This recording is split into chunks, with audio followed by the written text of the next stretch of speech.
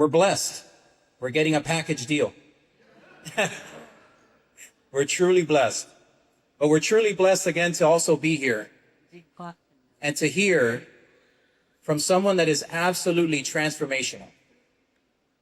Someone that really symbolizes the future of our party and symbolizes the present as well as the future of the MAGA movement.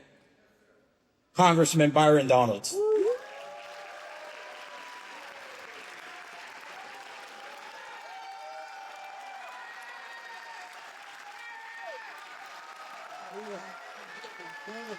Let's hear it. Let's hear it.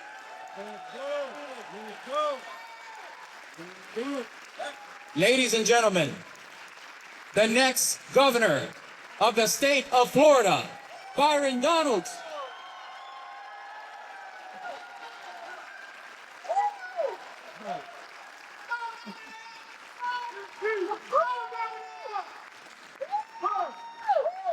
The 47th governor of the state of Florida. I'm just gonna let you guys just continue to cheer and shout for that. That's pretty good. That is pretty good. Let's go!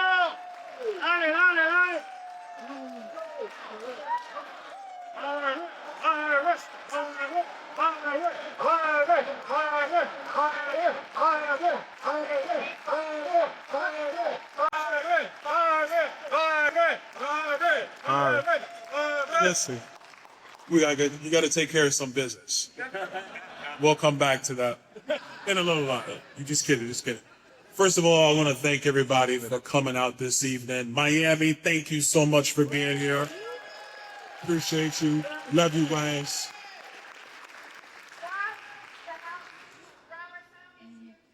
And Broward County. Broward County stations have not been down for Broward County. I'm here too.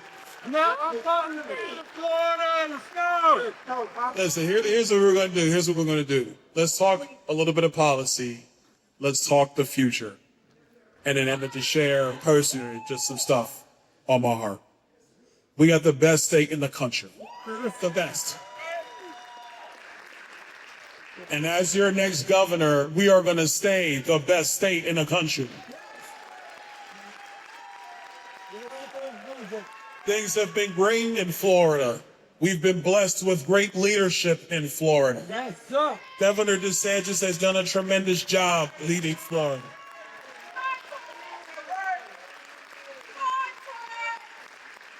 But in our state, we have this thing called turbulence. There is a time as now where we have to pick a new leader for our state. And so the President Trump, during the campaign had asked me off and on, hey, what are you doing? I hear you're thinking about running for governor. And I would say, yes, sir, that's what I'm thinking about. But right now we're in the middle of the election. Let's get that done. Let's focus on you. Let's make sure you win because we had to make.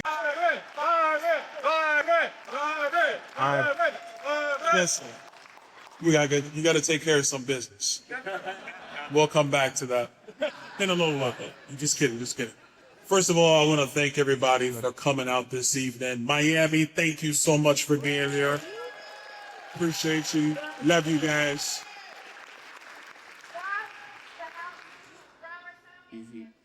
And Broward County. Broward County stations have not been down for Broward County. I'm here too. No, I'm talking to Florida. Let's go! Listen, here's what we're going to do. Let's talk a little bit of policy. Let's talk the future. And then I'm going to share personally just some stuff on my heart. We got the best state in the country. It's the best. And as your next governor, we are going to stay the best state in the country. Things have been great in Florida. We've been blessed with great leadership in Florida. Yes, sir. Governor DeSantis has done a tremendous job leading Florida.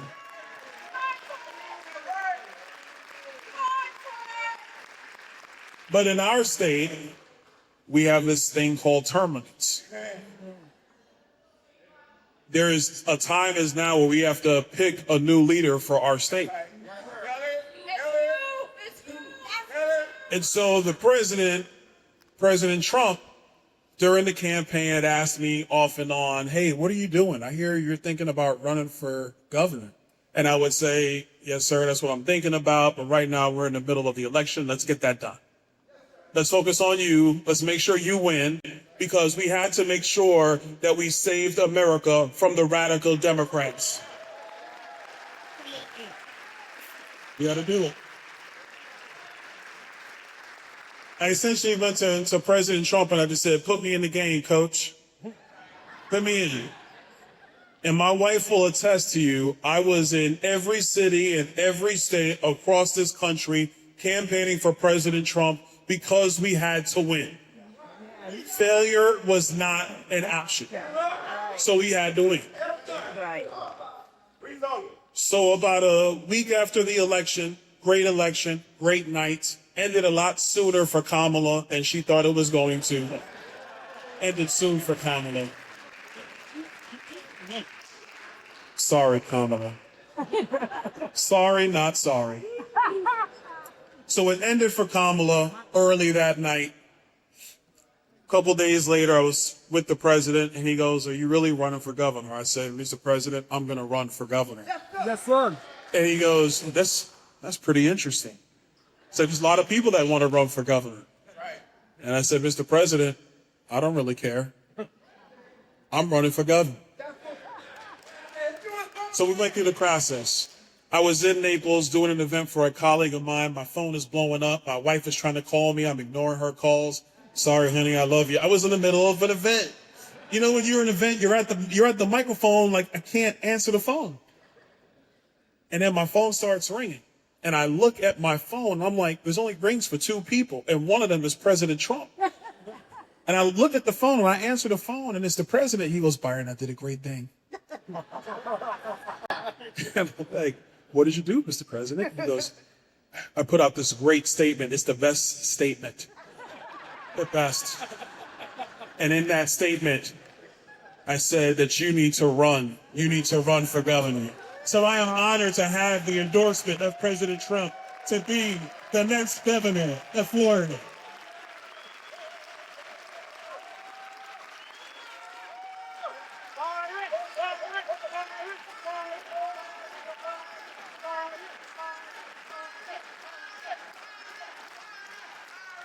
So let's talk about what we're going to do. First and foremost, insurance. Things have been trending a little bit the right way.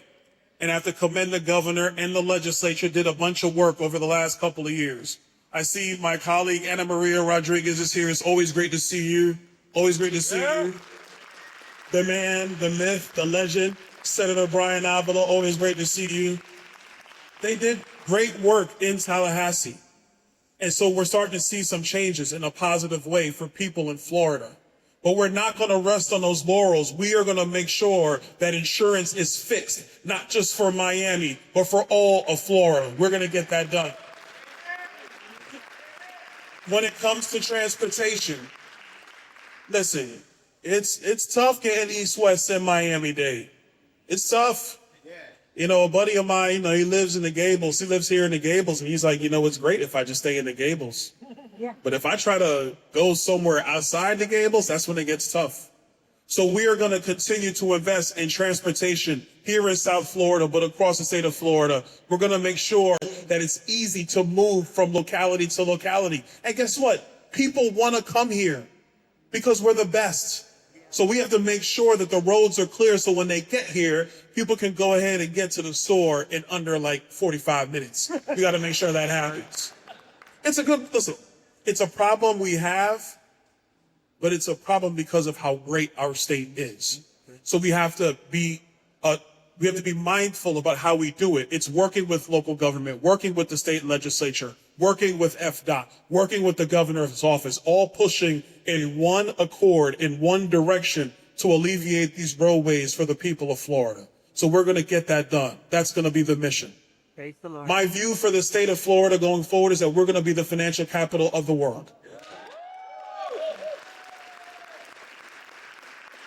I had a lunch a couple hours ago downtown, and I was with a bunch of people who are in finance, they're in tech.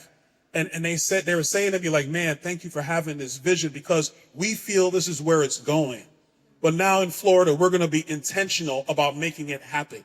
We're going to move finance here to Florida. We're going to move tech here to Florida. We're going to diversify this economy in Florida for all of our people, for all of our citizens. You want to raise capital in the future? You come to Florida. You forget New York. You forget Chicago.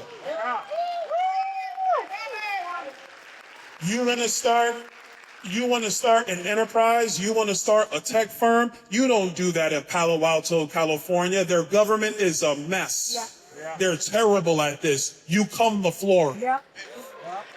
That's what we're going to do. Yeah. When it comes to water policy and water quality, we're going to finish the job of restoring the Everglades. We're going to get that done. Florida Bay needs water. It needs fresh water. It needs good water. We're going to continue the work to make that happen. But last but not least is our kids. You can have a great economy. I see you back there. I see you, man. You can have a great economy. You can have clear roads. You can fix insurance. But if our kids are not getting the best education possible, what's it for? We've done a great job in our state. Our K-12 system is in the top 10 of the United States. But the United States is number 37 in the world. Right? Yeah. So we have more work to do. So we are going to commit to making sure that every child in our state has access to every tool possible so they don't just get a quality education, they get a world-class education. We are going to focus on kids. No matter where they grow up in our state, it could be Overtown, it could be the Davis, it could be Doral, it could be Pinecrest, it could be Kendall. It could be Broward. I see you over there, Broward. We're going to make sure that our kids are achieving mastery in math and reading, in writing and reasoning. If a child is achieving mastery coming out of high school, they are prepared to take the mantle of our industry. They are prepared to be the next leaders in our state. They are prepared to be the next innovators for the future of America's economy. They are prepared to continue the greatest experiment man has ever known, which is the United States of America.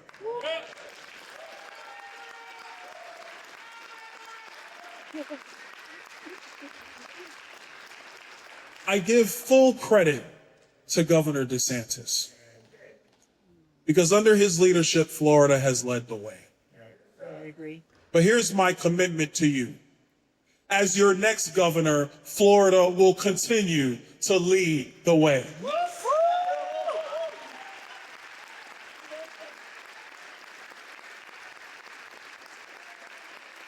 So now I'm going to share a little bit about me. My wife is here in attendance. I'm glad she was able to come out. You look good, girl. You look good in that red. Ooh, man, I'm blessed. Thank you, God. I am a blessed man.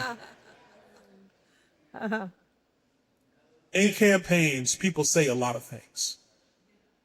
Everybody sounds good. Everybody's tough. Everybody's conservative. Everybody's going to do all these things. So the question for all of you is, why me? Am I going to do it? Am I going to get the job done? Am I committed to getting the job done? What do I stand for? Will I always stand with me? Here's my answer to that. When I was in the legislature, there was a bill after what happened to Marjorie Stoneman Douglas. And that was probably the hardest vote I've ever taken as a member of any legislature, Florida or U.S. But my commitment was simple. My commitment to my district was that I would always protect constitutional rights. And so when that bill came, regardless of the threats, regardless of them trying to strip my appropriations or kill all my bills in the legislature, I stood firm behind the people of Florida and the constitutional rights of the people of Florida. And this was before I had a name. This was before Fox News interviews. This was before Twitter followers. This was a guy in the legislature who had a commitment to principle, who had a commitment to our Constitution. And it didn't matter what they said or what they promised. I never turned my back on the people I represented. And if you want to know what type of governor you have, it's somebody who will never turn his back on the people that he represents. Well, we got a blow on all the speaker gun days around. He said, no lawyers. He goes, okay, he said, no, you did the right thing. I'll tell you another story. Because I find in campaigns, Brian, I find in campaigns you got to tell people about who you are. That's okay. We're going to do that. One of the first bills I ever read became law.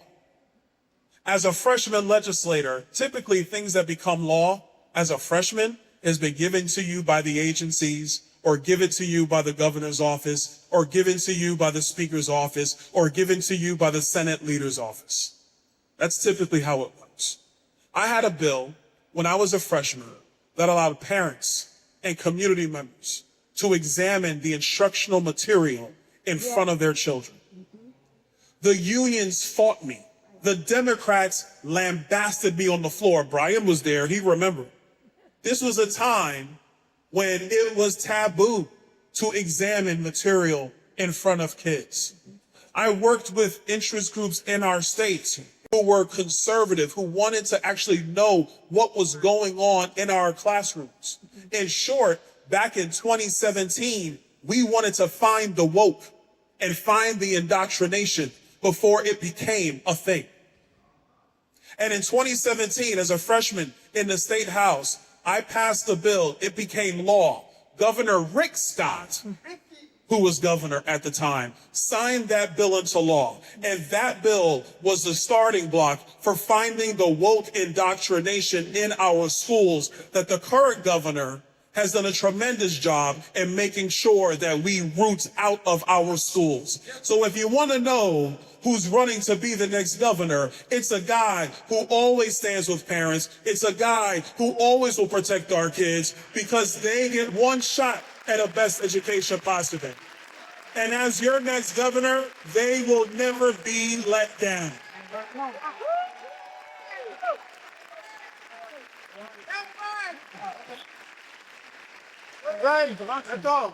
The guy that's applying for the job to be your next governor has never been afraid of a fight. During the campaign, they said, Byron, can you go and just campaign for us? I said, let's do it.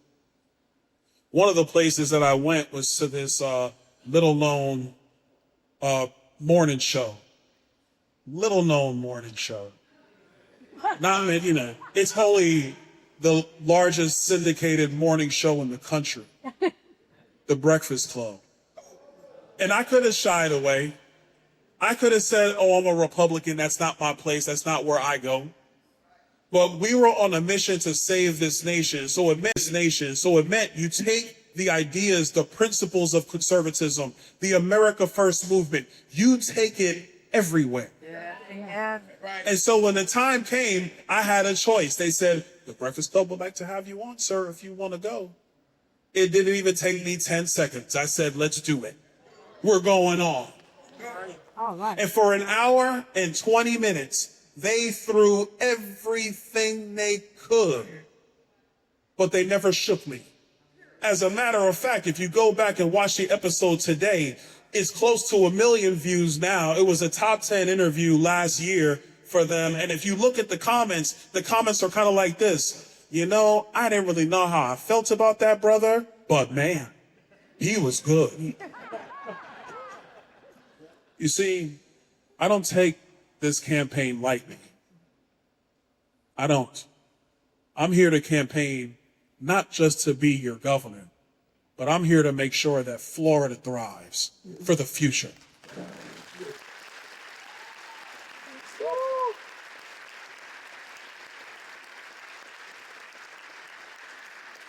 And so you have my word that as your next governor, we're still going to be bold. We're still going to be free. We're going to maintain conservatism in our state. Our state's going to go to higher heights. We are going to continue to be the best state in America, and we are going to show the other 49 states how to get the job done.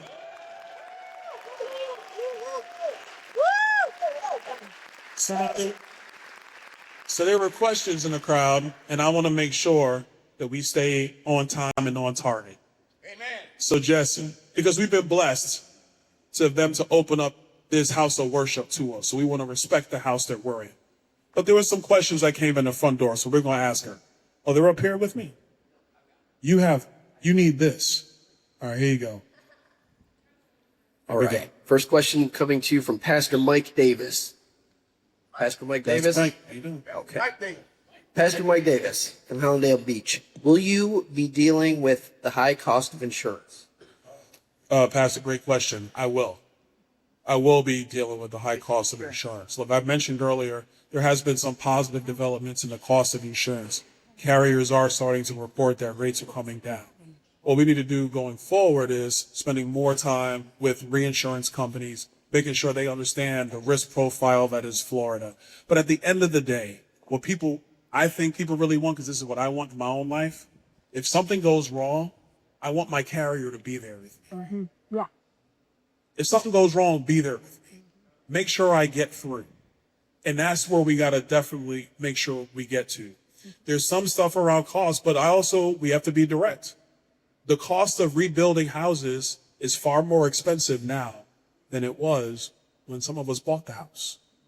So the costs are a little bit higher. But what we're going to do is make sure that we stabilize our market. We have competition in our market so that insurance rates can come down and then stabilize for the people of Florida. We're going to continue to work on it and do everything we can to stabilize that market for the people of Florida.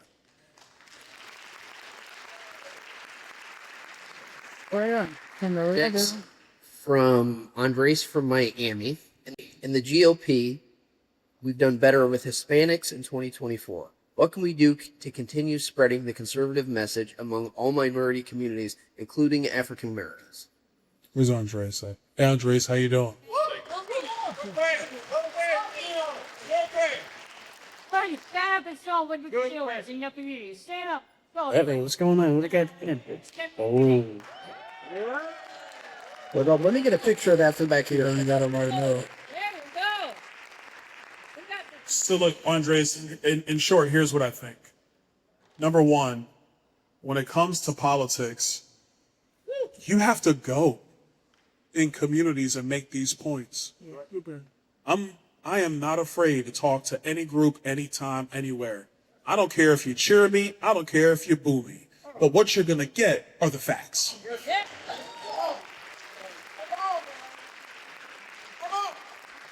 And so in politics today, I think the thing that matters more is you just got to be authentic with people. And if you go in and engage with communities, whether they're black, whether they're Hispanic, it doesn't matter. And you're authentic with them and you let them know, well, here, look, we can do it like this. That way doesn't work. And if the Democrats were right, the way they wanted to do it would have worked. And it has not. But they keep telling you it will, but nothing changes.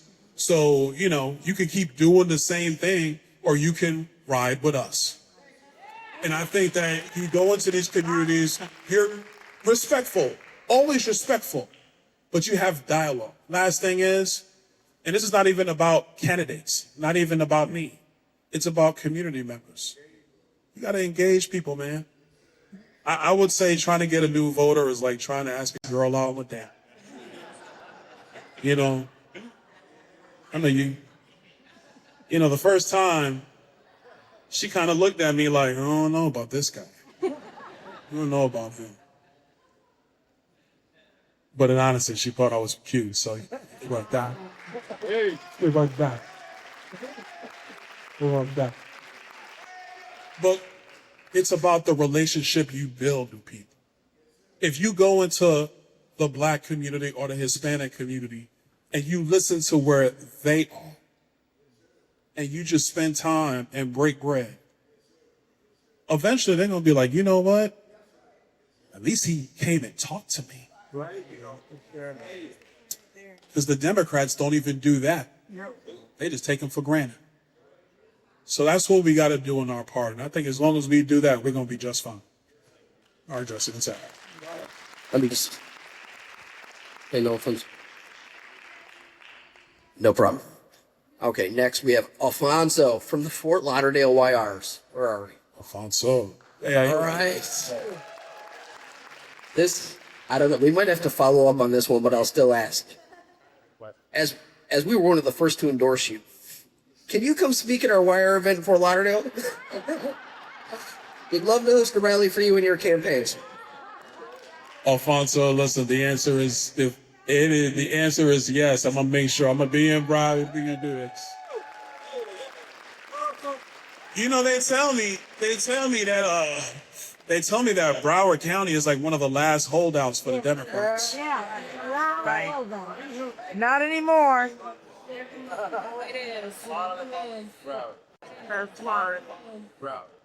Something tells me we're gonna have to give Broward some extra special attention. We're gonna have to change that. We're gonna have to change that.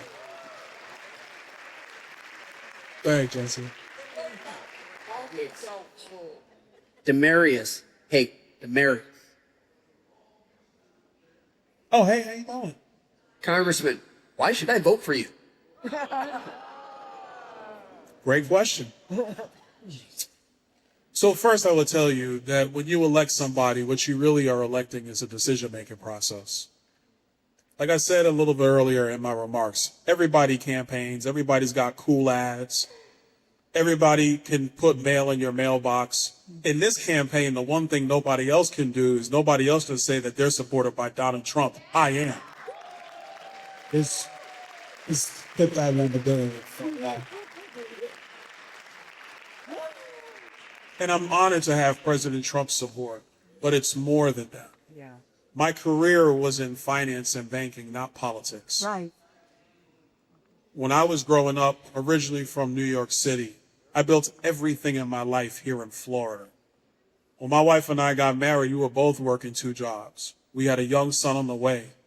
I waited tables in Cracker Barrel and was moving furniture in and out of hotels on Sanibel Island on the weekends. Wow. My wife was taking extra shifts at a golf course, doing reception work on the weekends away from her job as a staff accountant, just getting started out in her career. In short, we've built everything in our state. So I know what it is. She knows what it is to come from nothing and build yourself up on this state. Number 1, we know what's possible. Number 2, we know where the pitfalls are. Number 3, we know how to focus and get this job done. Why vote for me? I have real world private sector experience. Most people who run for office do not. Number 2, I've actually served. I have a voting record. You can Google my voting record. It's one of the most conservative records in all of America. Yeah. I'll put my record up against anybody. Today or yesterday, or frankly, into the future. Right.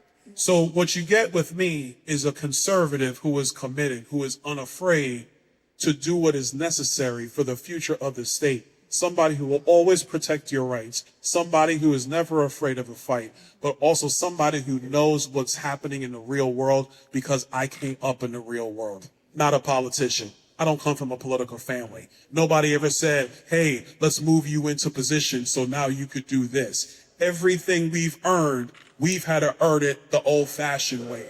Hard work, sleeves up, no stone unturned, better hustle, better earn it.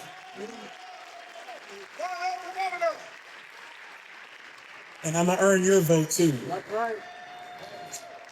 All right. We have 2 questions left. This next one comes from Keith Moak in Coral Gables. Keith?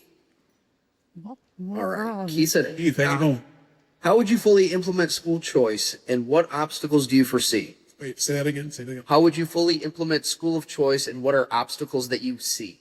This is a great question. So when we passed universal scholarships, Brian, I think that was, 2019 when we finally did it? When we finally passed it in 2019, what we did is gave every parent in our state the purchasing power. It's roughly $9,000 now to choose a school that they want to go to. Now, most schools in the state accept that. There are still some private schools who do not. So there's probably some adjustments we're going to have to look at to make sure it's fully universal. The byproduct of that is now most private schools in the state are full and they have waiting lists. Charter schools are full and they have waiting lists. And so in order to fully implement school choice in our state, we're going to have to look at ways to help non-public schools build the infrastructure that they need, build out the seats that they need, address the demand that is there from the people of Florida. I think that's how you go about doing it. Last piece I will say is technology has come a long way. And what we see today, where now everybody's phone either has Gemini in it or whatever the AI is by the phone companies, we're just hitting the tip of the iceberg. And so with technology, with making sure schools, whether it's public or private or religious or parochial or charter, they have an opportunity to have full access to the resources that provides full access to parents. So you truly can have a universal education system, an economy in education where parents are empowered to find the best environment for their child to get educated. Mm-hmm. Yeah.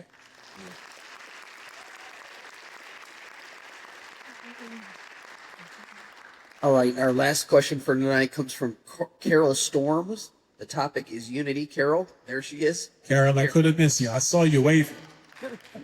Sorry, but to know like that is wonderful land 6 years ago, because he came over to meet Bassett Charles, who was the first prisoner released from President Trump's first stepdad. And I was so touched by this man coming over from Naples, driving over, getting no Quali Broward County, and he greeted Bassett Charles at our meeting. It was American Prosperity. Never forget it. Then he pitched it. He was our guest speaker for our Frederick Studless Gala, and it was wonderful. I just can't say enough for him, and I are right here for Boca Raton, and I'm going to support him, and I'm going to go to every place I can to get you to be our next 47th governor.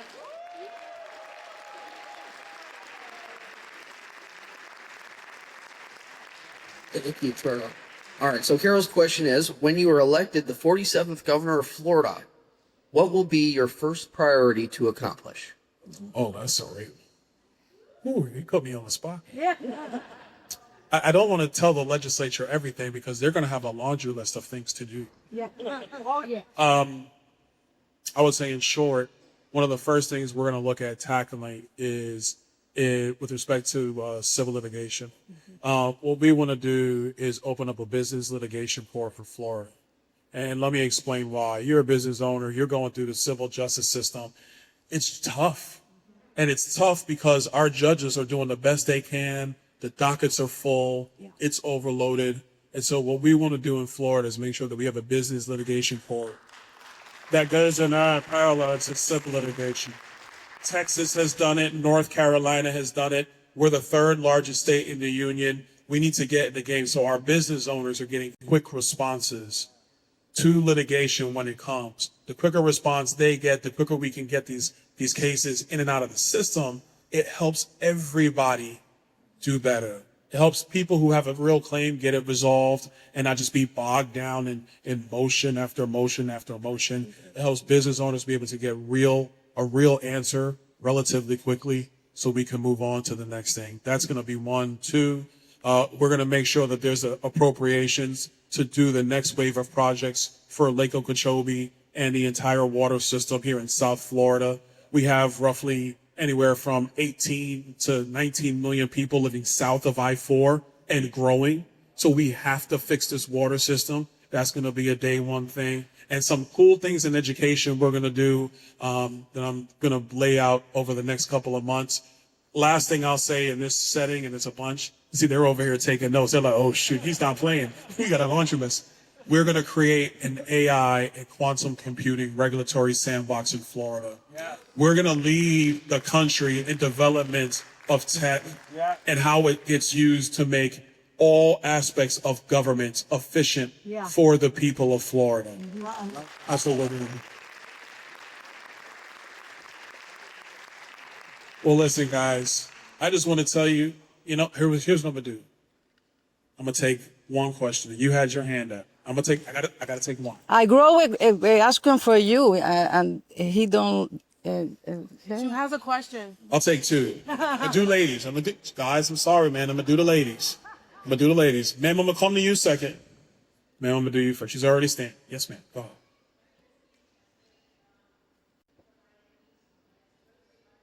¿Y por qué no la leyó él?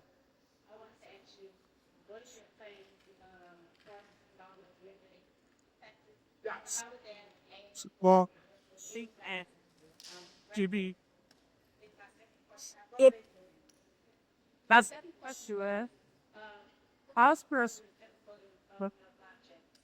Remember how she select in it she boy connected species. Those are two great questions. Thank you. All right. First question was around property tax. Second was around blockchain. First and foremost, when it comes to property taxes, I'm all for getting rid of it. Yes.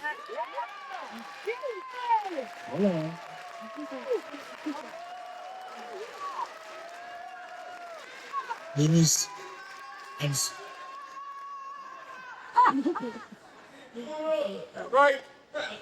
Here's the other side of that. Here's the other side of it.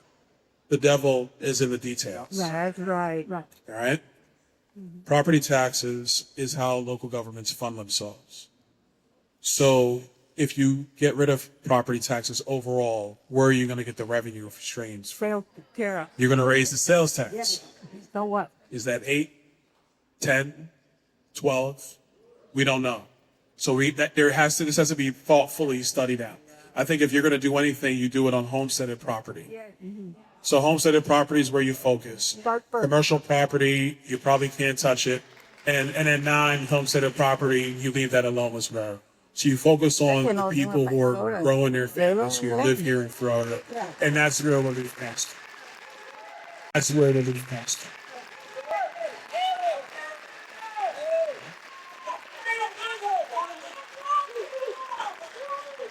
Now to the second question, blockchain. I think blockchain, of all the stuff in digital assets, I think the blockchain is probably the most valuable of all of it. The ledger, the electronic ledger. And blockchain technology, places where we can use it, deeds, titles, so you don't have title fraud, people stealing the titles from people. You could do that stuff in blockchain technology. Healthcare, the payment system, making it far more efficient, actually squeezing a lot of the waste and the abuse out of the system. You can use blockchain technology for doing that. The state's own internal operating system. Most people don't know half the state government is still on DOS. Most people don't know that. I mean, that's governments.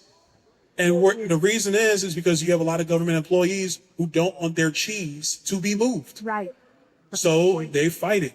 So I think these are the areas where you bring not just blockchain, but obviously AI and quantum computing. You bring that in so you can speed up the processes. A place where this can go, and I would speak for all my local government friends in the room.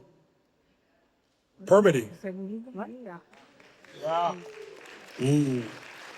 Some of the government people were like, oh, what?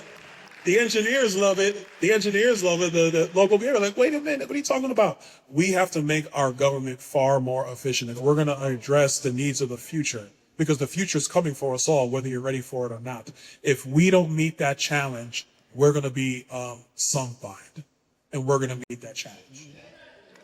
All right, last question. Yes, ma'am.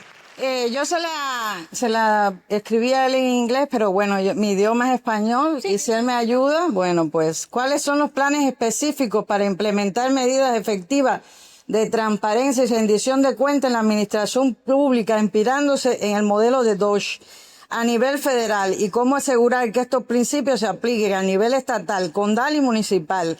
Además, dado el problema de los políticos reciclados y las familias incrustadas en el poder, ¿qué acciones concretas tomará para garantizar que los actos de corrupción y fraude sean llevados a la justicia y se ejerzan la fuerza de la ley de manera efectiva? En inglés. All right. But you need a translator. En inglés. You got to translate for me. I need a translator. I never see. Hold on, I got it over here.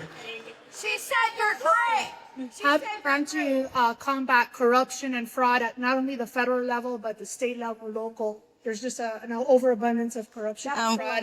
And reciclo politics. That's the essence of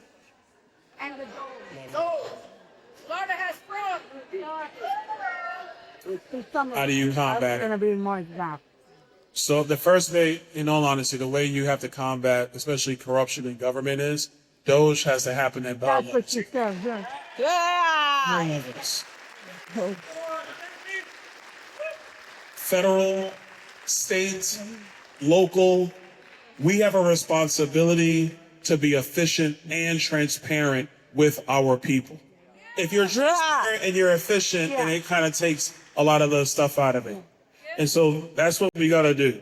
The second thing is about combating this is, yes, the Attorney General's office, and the Attorney General obviously is independent in our system of government, but the Attorney General's office has to be prepared that when they see wrongdoing, they investigate wrongdoing and they bring it to the forefront.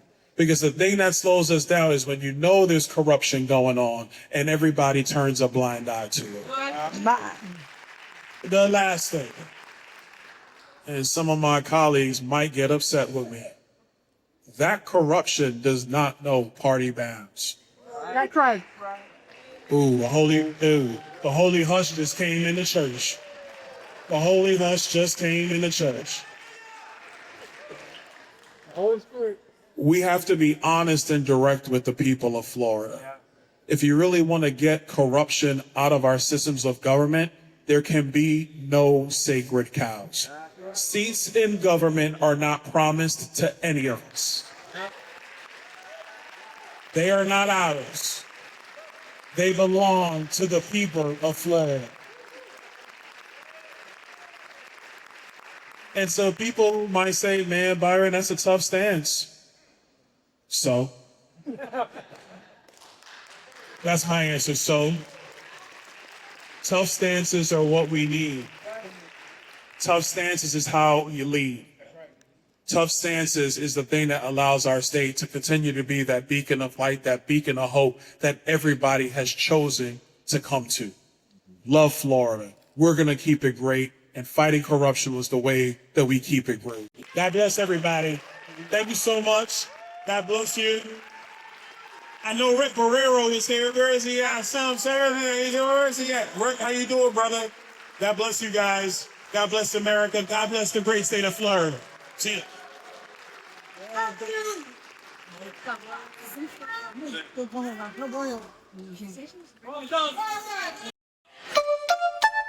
The music hit. The game begins in Miami-Dade. Everyone would see it. One day in the county, the next in the city. They move their chairs so they don't lose their spot. They remove a chair who's left out. The people watch while they fight. But when the music stops at the end, it's always the same people who play again. Musical chairs, endless power. From Hialeah to Miami, look how they go. Garcia, Higgins, Raquel, and Joe. They move their chips like in a casino. Musical chairs, no one leaves. They just change seats, that's the reality. And if one day you vote for them and then they're not there, look for another chair, they'll be there. Family dynasties, repeated names. Regalados and Bovo, they're already well served. Alex Diaz, although he's in jail, his chair is being kept safe in case he comes back. Oh, where's Kevin? And Natalie arrives to fill the gap. And Carolo, even though he's in legal trouble, the music doesn't stop, he wants more. Musical chairs, endless power. From West Miami to the county, look how they go. Contracts and cronyism, that's normal, while the people wait for their chance. But when you vote, remember this song, that the seats are public, not factional. Let the music stop, let the names be called. Miami-Dade deserves honest leaders. Send feedback. Side panels, history saved.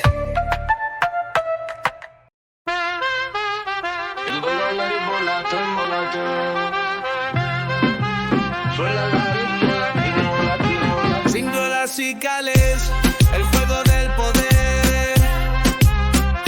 Musicales, el juego del poder. Suena la música, empieza el juego. En Miami-Dade todos quieren su asiento. Un día en el condado, al otro en la ciudad. Mueven las sillas para no perder lugar. Quitan una silla, ¿quién queda fuera? El pueblo observa mientras ellos se pelean. Pero cuando pare la música al final, siempre los mismos vuelven a jugar. Sillas musicales, poder sin fin. De Hialeah a Miami, mira cómo van. García, Higgins, Raquel y yo mueven sus fichas como en un casino. Sillas musicales, nadie se va, solo cambian de puesto, es la realidad.